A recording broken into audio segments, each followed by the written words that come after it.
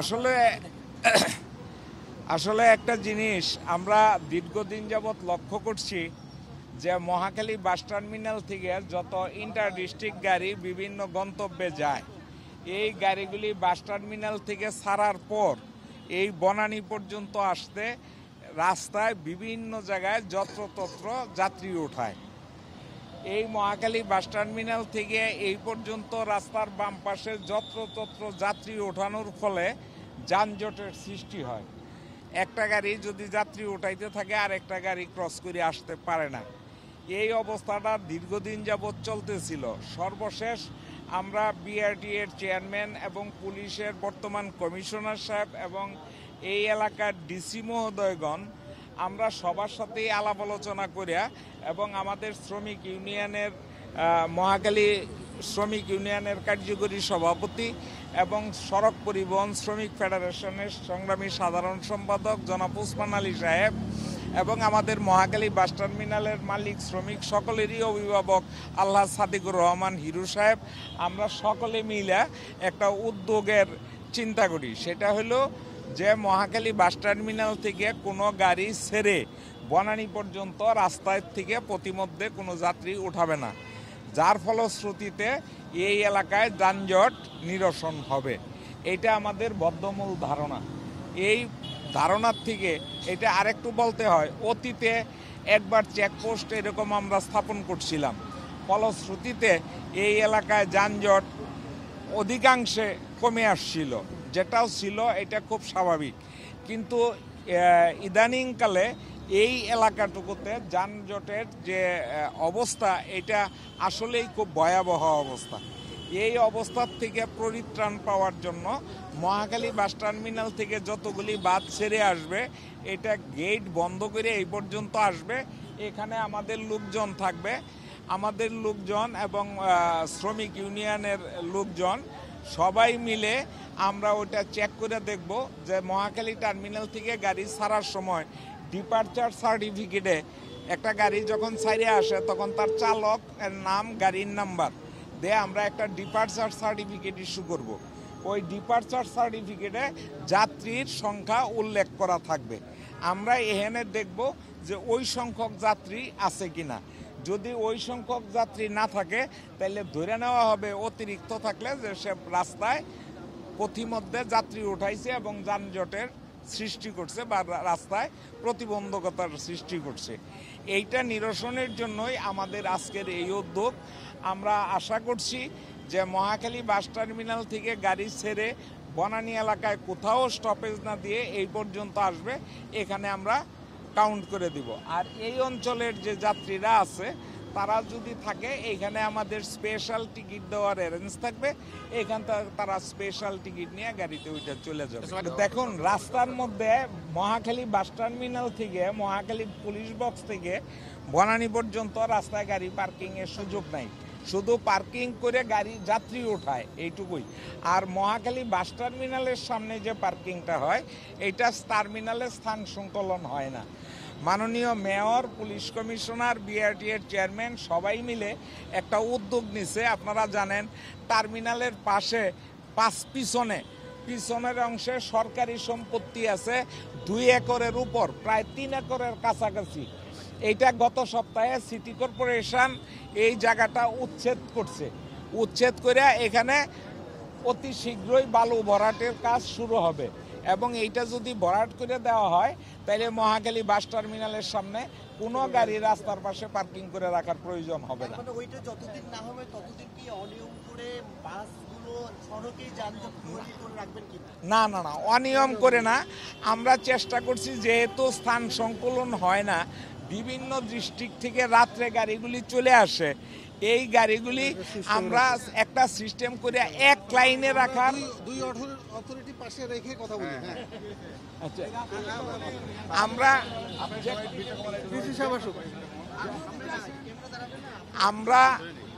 আমরা এক লাইনে গাড়ি রেখে এক লাইনে গাড়ি রাখবো যাতে রাস্তাটা ফ্রি থাকে। রাস্তাটা ফ্রি রাখার জন্য আমরা সর্বাত্মক প্রচেষ্টা করব। এই ব্যাপারে আমরা করতেছি চেষ্টা এবং ট্রাফিক পুলিশ আমাদেরকে সহায়তা দিচ্ছে। এটা আমরা সড়কের সিস্টেম অনুসারে এক লাইনে রাখার চেষ্টা করব, যানজট যাতে না হয়। না, বৈধতা নাই, কিন্তু যেহেতু স্থান সংকলন হয় না, আমাদের গাড়িগুলি বিভিন্ন ডিস্ট্রিক্ট থেকে চলে আসে, আপনার বিভিন্ন ডিস্ট্রিক্ট থেকে আসে, সেই জন্য আমাদের এই গাড়িগুলিকে তো ফেরত দেওয়ারও কোনো সুযোগ নাই। ধন্যবাদ। এখন চেকপোস্টের মাধ্যমে মহাখালী থেকে বনানী পর্যন্ত যাতে ইন্টার ডিস্ট্রিক্ট গাড়িগুলি যানজট না করে, শুধুমাত্র এইটুকুর মতো তো যানজট হয় না, যানজট ঢাকা শহর ভিত্তিক সমস্ত জায়গায় হয়। তবে আমাদের এরিয়াতে আমরা যাতে যানজট না হয় সেই চেষ্টাটা আমরা করতেছি এবং পুলিশ প্রশাসনের সহযোগিতায়।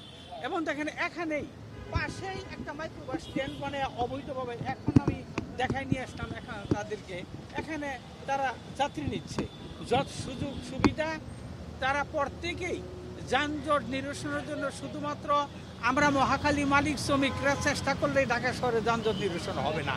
আমরা চেষ্টা করতেছি মহাখালী থেকে বনানী পর্যন্ত যাতে চেকপোস্টে মানে যানজট না হয়, ইন্টার ডিস্ট্রিক্ট গাড়িগুলি যাতে না থামে, এইটুকু আমরা চেষ্টা করতেছি। গুলিস্তান থেকে গাড়ি আসে, সাইদাবাদ থেকে গাড়ি আসে, লোকাল গাড়ি চলে, এই সমস্ত গাড়ি তো এখন এবং সমস্ত এই যানজটের ওখান উত্তরার ট্রেন অনেক সময় এখানে চলে আসে।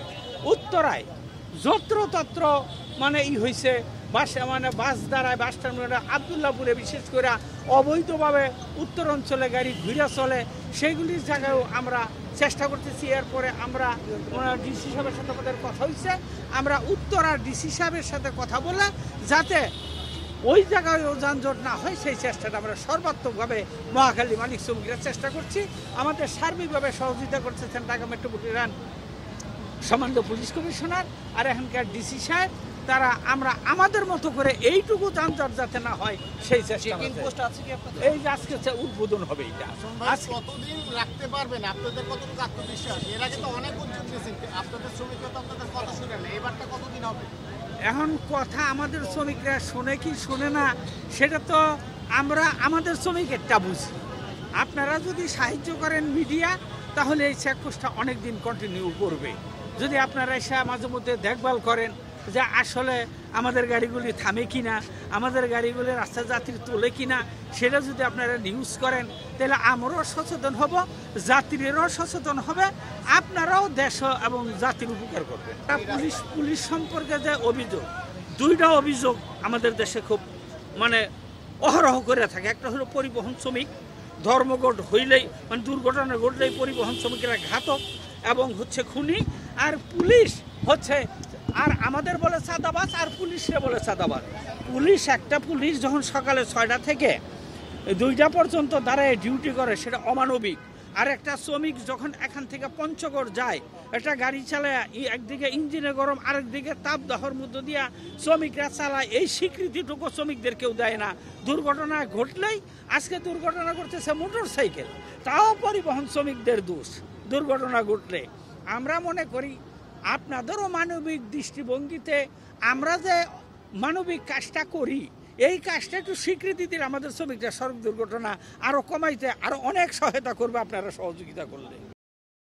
না মানার প্রবণতা শুধু পরিবহন শ্রমিকদের ক্ষেত্রে বলবেন না, না মানার পরিবহন শ্রমিকরা ক্ষেত্রে না মানার প্রবণতা যেটা বলেন সেটা যশ সামান্য।